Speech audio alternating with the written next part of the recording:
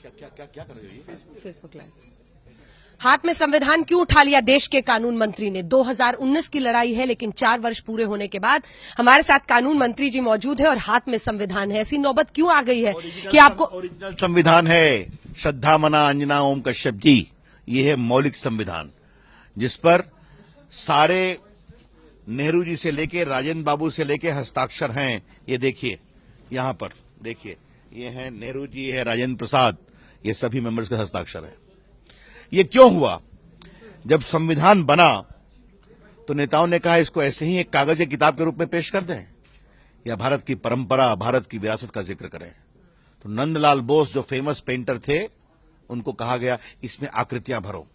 कहाँ है सर आकृतियां? और उन्होंने आकृतियां भरी। और ये देखिए, इसमें ये देखिए, ये है director principle of state policy. भगवान कृष्ण अर्जुन को गीता का उपदेश दे रहे हैं। अब आपको दिखाता हूं फंडामेंटल राइट के ऊपर, वो भी बहुत रोचक है। फंडामेंटल राइट के ऊपर क्या है, आप देखिए, प्रभु राम सीता के साथ, लक्ष्मण के साथ अयोध्या से लौट रहे हैं। आपको कानून मंत्री जी दिखा रहे हैं या रामलला के वकील? ये संविधान बनाने वाले। और फिर इसमें नटराज भी हैं, इसमें आपके गुरु गोविंद सिंह हैं, अकबर है, औरंगजेब नहीं है, महात्मा गांधी भी है, महावीर भी हैं, भगवान बुद्ध भी हैं, वैदिक पीरियड भी है, मोहनजोदारो भी है। यह है भारत की विरासत। लेकिन अंजना जी, मैं आपसे एक सवाल करूं, अगर ये संविधान आज बनेगा और इन तस्वीरों को संविधान में शामिल करने की कोशिश की जाएगी तो क्या कहा जाएगा? भारत भगवा हो रहा, कम्युनल हो रहा। यही समस्या है।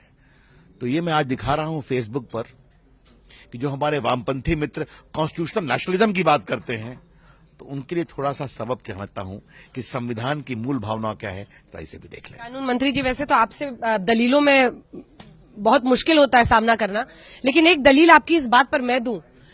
ऐसा भी हो सकता है कि ये तस्वीरें पहले थी, तस्वीर थी, इतिहास का, संस्कृति का हिस्सा थी, अब उसको इनकैश किया जाता है। कहीं इसलिए तो नहीं हम बहस देखते हैं घंटों घंटों टीवी? क्षमा करिए, प्रभु राम, प्रभु कृष्ण, भगवान बुद्ध, भगवान महावीर, शिवाजी, महाराणा प्रताप भारत की विरासत है, किसी पार्टी की नहीं है।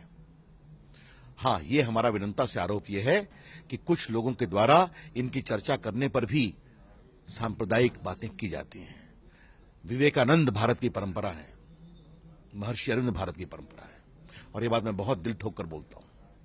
दिक्कत यह है कि कभी एक बार हमारे वामपंथी मित्रों से, जो हमारे ऊपर उदारवाद नहीं होने का आरोप लगाते हैं, लिबरल नहीं है, एक बार उनसे पूछिए ना कि उनकी सोच क्या है विवेकानंद के बारे में, महर्षि अरविंद के सच्चिदानंद की कल्पना के बारे में, गीता के उपदेश के बारे में। कभी वो भी चर्चा करनी चाहिए।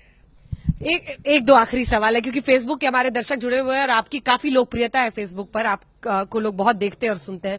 आर्क बिशप लिख रहे हैं कि लोकतंत्र खतरे में है। मुस्लिम मतदाता आपका है ही नहीं सर, आप तो उसको मानते नहीं वोट बैंक, एक टिकट नहीं देते हैं। माइनॉरिटीज को लेकर कहीं वाकई भेदभाव तो नहीं कर रही है आपकी सरकार? बिल्कुल गलत है। हमें वो कम वोट देते हैं, हमारी कोशिश है वो आए, काफी लोग आ रहे हैं। लेकिन हाँ, हम आतंकवाद पर कोई समझौता नहीं करेंगे, हम वोट बैंक पर कोई समझौता नहीं करेंगे, हम 3 तलाक पर कोई समझौता नहीं करेंगे। और मुझे मालूम है कि बहुत सी महिलाएं को लगा है कि मोदी जी ने हमारे लिए हिम्मत दिखाई, और हम दिखाएंगे।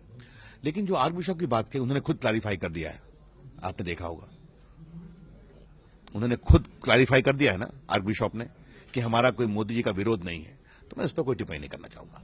यूनिफॉर्म सिविल कोड तैयारी है? वो मामला लॉ कमीशन के सामने चर्चा हो रहा है, अधिक से अधिक लोग आएंगे, अपनी बातें कहेंगे। जब सबकी रिपोर्ट आ जाएगी, रिपोर्ट आने के बाद हम कोई विचार करेंगे, चर्चा करके। टाइमिंग होगी क्या 2019 के पहले? मतलब कहा जा रहा है कि राम मंदिर हो, यूनिफॉर्म सिविल कोड हो, टाइमिंग आप 19 के हिसाब से करें। तो सब कुछ 19 से क्या परेशानी है? 19 में तो 1 साल देरी है। बड़ा टेस्ट है सर आपका। टेस्ट आप नहीं लेंगे, जनता लेगी ना, छोड़ दीजिए जनता के ऊपर ना। लेकिन हर को 19 से जोड़ना ठीक नहीं है। चाहे राम जन्मभूमि का मुद्दा हो या यूनिफॉर्म सिविल कोड हो, इसको राजनीति निरपेक्ष रहने दीजिए। ये देश के बारे में सोचना चाहिए। लेकिन क्या ये विपक्ष की सफलता कहलाएगी कि आज देश के कानून मंत्री ओरिजिनल संविधान को लेकर आज तक के कॉन्क्लेव में आए? आखिरी सवाल। आज तक देश में देखा जाता है, तो मैंने देश में बहस की, कुछ लोग संवैधानिक राष्ट्रवाद की बात कर रहे हैं, और आपने कहा था संविधान को इनकाउंटर किया जा रहा है, इसलिए आज ये बहस जरूरी थी। इसलिए मैं लाया था। बहुत बहुत धन्यवाद आपका रविशंकर प्रसाद जी। चलो भाई।